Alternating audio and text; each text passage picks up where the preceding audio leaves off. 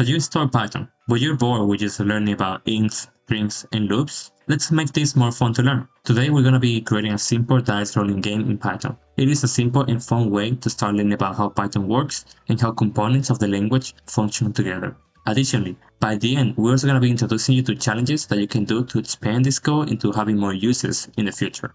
Okay, let's do it. Okay, let's first import the random library. This is a library that gives us multiple functions and models to be able to obtain semi-random output, such as random numbers, decisions, etc. For this tutorial, we're going to be using the random function, which allows us to get random numbers over a specific range, including both endpoints. This is pseudo-random numbers, but for our use case, it's more than enough. Now we're going to be using the random function. This is a function that allows us to get random numbers from a range, like from 1 to 10, like 3, 4, 5, 10, etc., including both endpoints, which is very nice for a use case. A and 10 are included here. Now you can either do import random and then use random.randin to access the randin function that we want to use, but instead what I recommend to do is to use from the library random import randin, which will allow you to just use the function that you want to do instead of just importing the whole library.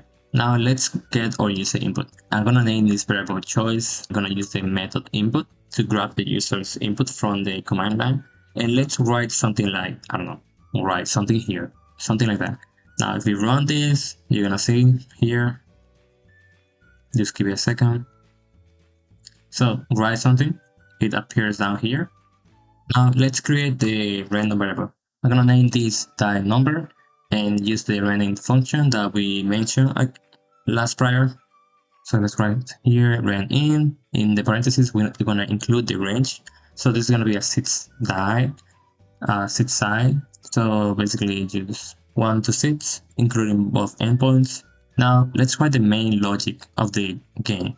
Now we're gonna do something here. Instead of going straight to the main logic that we wanna use, I'm gonna use a simple if statement. Now there's a difference. I'm gonna use an if statement here, but what I want to actually use is a while loop, and you will see why. Now let's write a simple if statement. I'm gonna put something like if choice equals yes. Let me modify this over here, I forgot. Do you want to roll the dice? Yes or no? Something simple like this.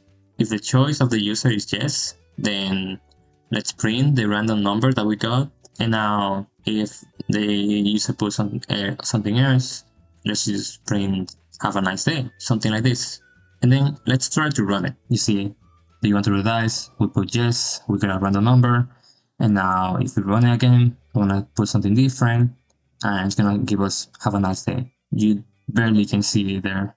Now there are two issues with this logic that I want to highlight. This is a simple logic. It's stopping at one statement basically. So second problem, every other input except from yes is gonna trigger the else block. So we don't want this. I'm gonna erase everything from here. Now let's create a variable called run equals true, right? I'm gonna use this for the infinite loop that we wanna use. So I'm gonna have here a while loop. So while run is true, this is gonna run, and we're gonna have an infinite loop, and everything on the code is gonna run. I wanna paste this over here. Choice input, you want to roll the dice, yes or no. The loop is gonna run. So this is gonna run every time that we want. And now here, I'm gonna paste the logic that we had before, a little bit modified. So if choice is equal to yes, we're gonna generate the random number. Now, the reason why I have it under the yes condition is that I don't want to generate the number if the user inputs something else. So I just want to generate it every time that the user puts yes, that they want to roll the dice. So I'm gonna put here the random function from 1 to 6 again, and I'm gonna print the random number. So prior we had an else block, right? But to address the second issue, I'm gonna have something different. I'm gonna have an elif statement. This is basically an if plus an else statement combined together. So basically this runs after the if. So if the choice is anything different, the elif statement is gonna run. So let's put something like choice equal to no. So when the user If the choice is not yes, then the program is gonna ask, okay, is it no? Then if the user put no, then it's gonna print something like have a nice day, something like this. So, but additionally too, if the user put no, then we want to have the stopping condition for the infinite loop. So we're gonna put run equal to false. And now that way the loop is gonna stop running after the choice is no. So if the user puts something different, like all of these random things over here, then we wanna put something like, I don't know, print invalid input, something like this. So that means that the user, if the user doesn't put yes or no, it's gonna have something different. Now let's run this. Again, I had issues with recording the terminal, so bear with me here. I'm gonna put yes, I'm gonna have a random number, and we're getting random numbers here, which means that it's working. This is what we want.